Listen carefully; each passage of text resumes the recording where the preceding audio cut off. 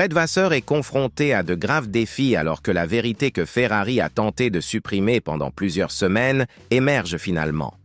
Dans l'ombre, loin du regard public, l'équipe s'est discrètement préparée à ce qui pourrait devenir l'une des réorganisations les plus révolutionnaires de l'histoire moderne de la Formule 1. Bien que Vasseur maintienne publiquement qu'il reste dévoué, composé et déterminé à reconstruire l'équipe, les informations émergentes suggèrent un scénario complètement différent. Ferrari n'a pas seulement approché Christian Horner dans une tentative audacieuse mais finalement infructueuse de l'attirer loin de Red Bull, mais a maintenant ciblé Antonello Coletta, le génie stratégique derrière le succès incontesté de Ferrari dans le championnat du monde d'endurance. L'implication ? La direction à Maranello ne considère plus Vasseur comme irremplaçable. La campagne décevante de 20-25 sans victoire dans les 10 premières compétitions, l'escalade des conflits internes entre pilotes et un véhicule constamment sous-performant a ébranlé la confiance dans l'initiative de leadership pour laquelle Vasseur a été recruté. Maintenant, alors que l'équipe perd rapidement du terrain face à des concurrents comme McLaren et Mercedes, les tensions ont atteint des niveaux critiques. Ce n'est pas une simple spéculation.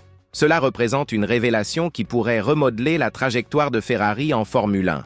N'oubliez pas de cliquer sur le bouton j'aime, de vous abonner à notre chaîne et de continuer à regarder jusqu'à la conclusion, car ce que vous êtes sur le point de découvrir pourrait clarifier non seulement le tumulte au sein de Ferrari, mais aussi pourquoi Vasseur pourrait manquer de temps pour préserver sa position. Examinons maintenant ce que cette situation signifie vraiment pour Ferrari, pas seulement pour Fred Vasseur, mais pour toute la scuderia du leadership aux mécaniciens, car ce qui se déroule n'est pas simplement une série de mauvais calculs, de difficultés techniques ou de week-ends de course décevants. Cela constitue une crise d'identité globale, menaçant d'engloutir le fondement même de l'organisation la plus légendaire du sport automobile.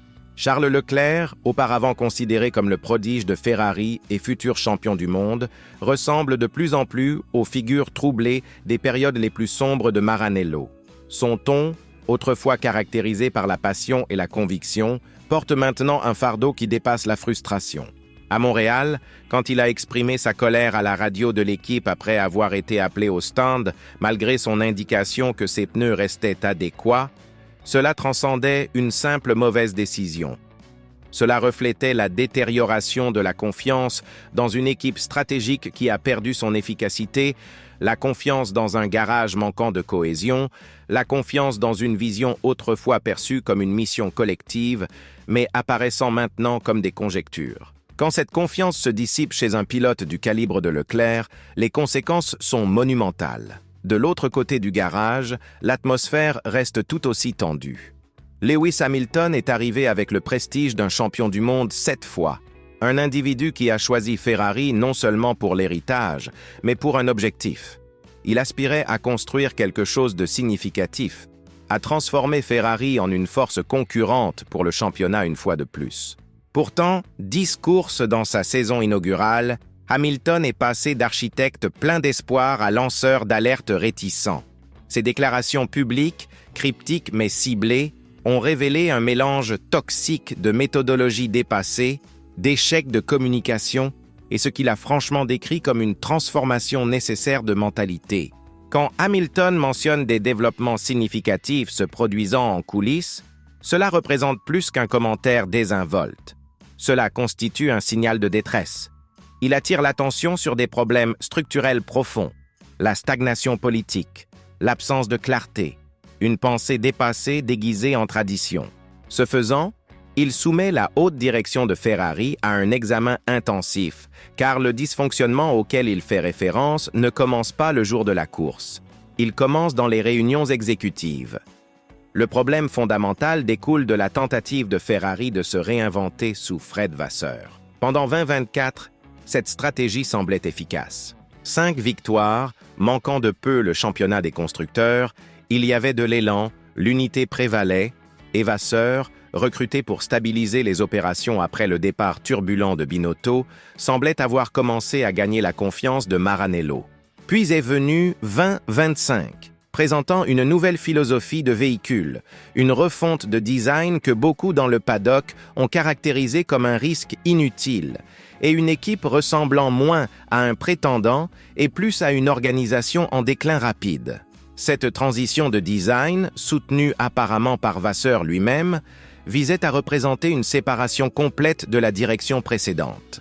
Cependant, en conséquence, Ferrari a abandonné une base fiable de 2024 pour un SF25 expérimental qui s'est avéré dangereusement incohérent. Instabilité aérodynamique, surchauffe des freins, gestion inefficace des pneus, cela représente un véhicule que personne, pas même Hamilton, ne peut contrôler efficacement. Le résultat? Non seulement des performances médiocres, mais un moral brisé.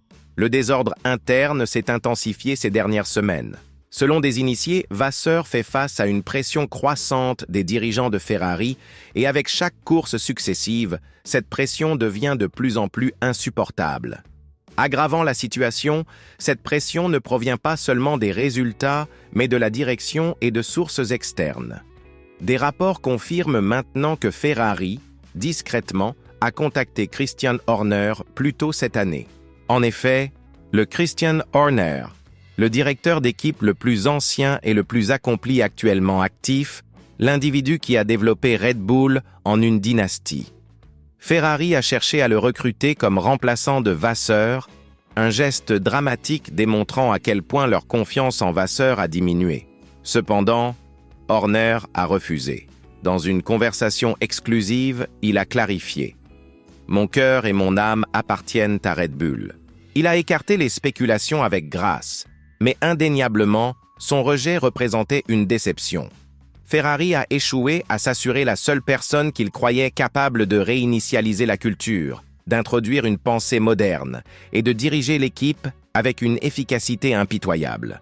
Par conséquent, leur recherche s'est déplacée plus près en interne, entre Antonello Coletta. Bien que Coletta puisse manquer de la reconnaissance mondiale de Horner au sein de Ferrari, ses réalisations parlent volume. Sous sa direction, le programme du championnat du monde d'endurance de Ferrari a prospéré. Des victoires consécutives au Mans, invaincue jusqu'à présent pendant la saison 2025, une équipe construite sur la structure, la stabilité et une attention implacable aux détails. Coletta incarne tout ce qui manque actuellement à l'équipe de Formule 1. Maintenant, selon plusieurs sources italiennes, il représente le principal candidat si Vasseur devait être licencié. La stratégie envisagée, indiquent les sources, s'étend au-delà du simple remplacement. Ferrari explore une structure de leadership dual, avec Coletta assumant la supervision sportive et technique, tandis que Lorenzo Giovetti gère les aspects commerciaux et stratégiques, ressemblant au modèle Zak Brown-Andrea Stella chez McLaren. Cela représente un concept audacieux, mais dans les circonstances actuelles, l'audace pourrait offrir la seule voie de sortie. La question plus large concerne le destin de Vasseur si les résultats restent stagnants. Sa récente défense émotionnelle lors de la conférence de presse du Grand Prix du Canada a révélé quelqu'un éprouvant une tension considérable. Il a qualifié la spéculation médiatique de irrespectueuse, a accusé les journalistes de saper le moral et a plaidé pour le calme. Cependant, ces paroles, quelle que soit leur sincérité, sont peut-être arrivées trop tard, car Ferrari ne se bat pas seulement pour des victoires. Il lutte pour maintenir la cohésion au sein d'une équipe qui semble dangereusement proche de la dissolution. À huis clos, les ingénieurs éprouvent de l'épuisement professionnel, les stratèges de piste remettent en question chaque décision, les pilotes expriment publiquement des griefs, et les supporters, ils perdent patience.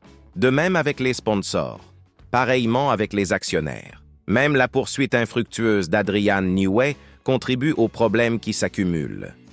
Une fois de plus, Ferrari a tenté d'attirer une figure légendaire pour transformer leur fortune. Une fois de plus, ils sont tombés court. Newey a choisi Aston Martin à la place. Une organisation avec moins d'histoire, moins de championnats, mais peut-être plus de liberté pour construire sans interférence bureaucratique. Dans cet environnement, comment Leclerc et Hamilton peuvent-ils se sentir en sécurité? Leclerc s'est peut-être engagé à un contrat prolongé, mais avec des clauses de performance intégrées dans son accord, il n'hésitera pas à explorer le départ si Ferrari continue à lutter. Et Hamilton, Il ne dispose pas de 5 années supplémentaires à gaspiller. Il est venu pour un projet ambitieux. Au lieu de cela, il se trouve piégé dans un champ de mine politique, voyant des podiums disparaître en raison d'erreurs stratégiques inexplicables. Cela transcende Vasseur seul. Cela concerne l'essence de Ferrari, si l'équipe peut reconnaître les erreurs et évoluer, ou si elle est destinée à répéter des cycles identiques de chaos sous différentes identités de leadership. Les courses à venir ne détermineront pas seulement l'avenir de Fred Vasseur.